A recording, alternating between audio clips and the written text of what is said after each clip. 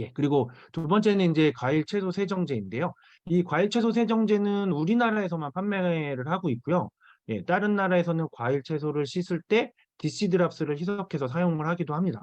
예, 그런데 이제 우리나라에서는 예, 조금 더 이렇게 그 전문화된 그런 제품들이 나오니까 아메이에서도 예, 과일 채소 세정제를 판매를 하고 있는 거고요. 그래서 이 과일 채소 표면에 있는 잔류 농약을 제거하는데 굉장히 탁월하고요. 그리고 이 제품도 바이오캐스 포뮬라 인증을 받았고, 이 제품은 희석 안 하고 원액 그대로 사용하시는 거예요. 그래서 만약에 내가 어딘가에 뿌리면서 쓰셔야겠다라고 하시면 분무용기, 예, 저번 주에 지난 시간에 그 LOC 설명드릴 때 말씀드렸던 그 분무용기를 사용하시면 되고요.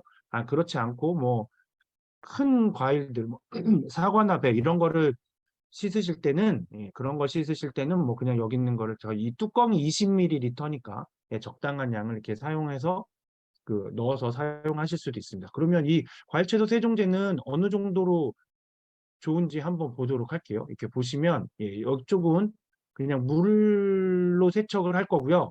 그리고 이 가운데는 베이킹 소다를 넣을 거고, 그다음에 이쪽에 이제 과일채소 세정제를 넣을 겁니다. 예, 그래 예, 넣을 건데요. 그러면 베이킹 소다를 또 넣고, 자 이제 베이킹 소다를 그렇죠. 예.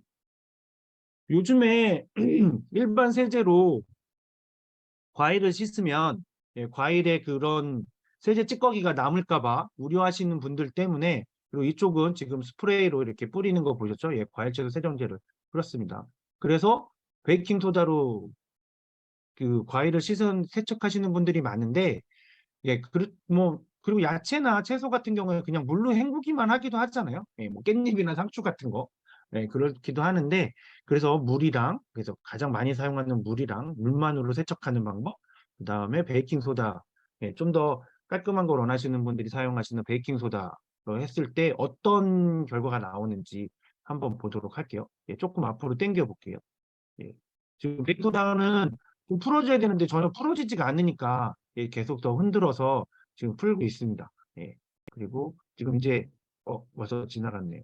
예, 이렇게 해서 지금 이제 흔들어서 어느 정도 이제 세척을 했다고 보고, 이 세척한 물을 이제 각각 따라 볼 건데요. 이 세척한 물이 어떻게 변했는지 한번 보도록 할게요. 그냥 물만한 건 네, 그냥 처음에 물하고 예, 별로 달라지지 않는 걸 보실 수 있고요. 예, 두 번째는 예, 색깔이 살짝 혹시 보이시나요? 노란기가 살짝 비치는 거? 예, 살짝 이렇게 노란기가 비치고요. 그리고 예, 과일채소 세정제, 아메이 세정제로 한 거는 노란색이 굉장히 많이 나옵니다. 예, 다시 잠깐 멈춰서 설명을 드리고 예, 갈게요. 이, 이 토마토에 주는 농약은 노란 색깔을 띠고 있답니다. 예, 노란색 농약을 띠고 있는데, 그래서 이 토마토를 씻어 보시면 노란색 물로 바뀌어야 되는 게 맞는 거예요. 그래야만 이 토마토에 묻어 있는 농약이 다 제거가 된다는 거거든요.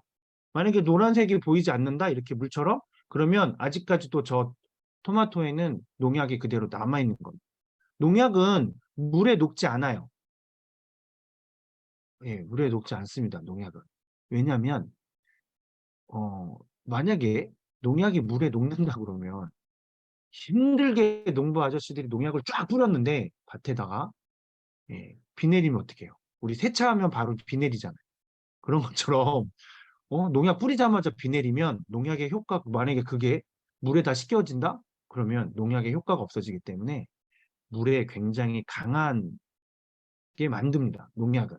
예, 그래서 이파리에 붙거나 과일에 붙으면 물이 비가 내려도 씻겨지면 안 되는 거죠. 그래서 물에는 전혀 섞여지지 않는 게 보이고요. 베이킹 소다는 살짝 예, 노란 게 보이실 텐데, 이거는 베이킹 소다는 세척력이 약 50% 정도밖에 되지 않아요. 그래서 만약에 잔류 농약이 있으면 그러면 그거는 뭐 50% 정도밖에 못 제거한다는 거니까 나머지 50%는 우리가 마시는 거죠. 예, 계속 먹게 된다는, 과일을 먹을 때마다. 예, 그래서 와면 세정제는 보면 훨씬 더 많이 예, 제거가 되는 거를 거의 다 모두 제거가 되는 걸 보실 수 있습니다. 이 영상에는 없지만 만약 저렇게 세정한 저 토마토를 다시 다시 세척을 해보면 노란물이 또 나오느냐? 그러지 않습니다.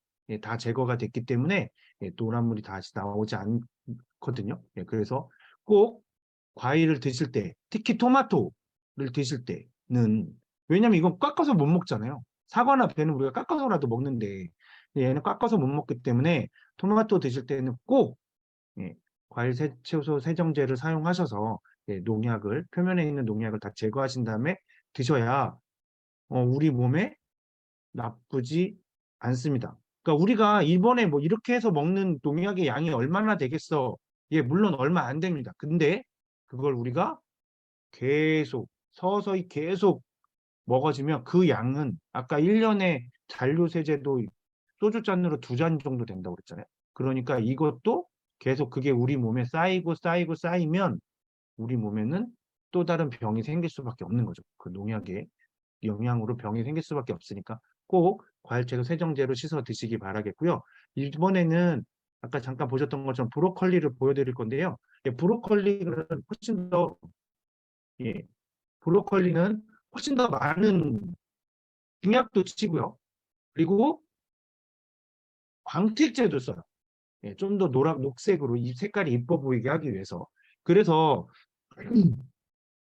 실제로 브로콜리 농장을 하는 집 자식들은 절대 브로콜리 먹지 않습니다. 이걸 깨끗이 씻을 수 없다는 걸 알기 때문에 먹지 않아요. 그런데 브로콜리가 우리 몸에 굉장히 좋잖아요. 특히 뇌 건강에 굉장히 좋다고 알려진 채소인데, 우리가 바깥에서 먹을 때는 어쩔 수 없죠. 어쩔 수 없이 샐러드나 이런 데 들어간 걸 먹는데, 대개 집에서 우리가 브로콜리를 요리를 해서 드실 때는, 그때는 꼭 이렇게 보시면 세척을 잘 해서 드셔야 됩니다. 보시면 한쪽은 물이 안으로 스며들지 않아요. 왜냐면 농약이랑 광택제가 있어서 코팅이 돼 있으니까 물이 스며들지 않아요. 그런데 세정제를 뿌렸던 쪽은 안으로 물이 다 스며드는 거 보이시죠? 다 제거가 됐다는 얘기인 거죠.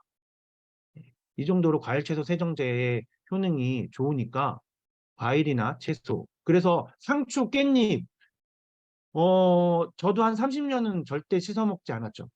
그런데 그 상추랑 깻잎 같은 그 얇은 잎채소는 물에 담그신 다음에 과일 채소 세정제를 몇 번 스프레이로 뿌리시고 그리고 나서 2, 3분 담궈두든지 잠깐 담궈둔 다음에 헹궈서 드시면 되세요. 그러면 훨씬 상추나 깻잎의 향도 강해지고요. 맛도 훨씬 좋아지는 것 같고요. 그리고 보관을 혹시라도 하셔야 된다? 냉장고에? 그럼 보관 기간도 길어집니다. 그러니까 꼭 과일이나 채소 드실 때는 농약, 우리가 어쩔 수 없이 바깥에서 먹는 음식은 어쩔 수 없지만 집에서 먹을 때만이라도 꼭 이 과일 채소 세정제로 깨끗하게 세척하셔서 농약을 최대한 덜 드실 수 있게끔 하셨으면 좋을 것 같습니다.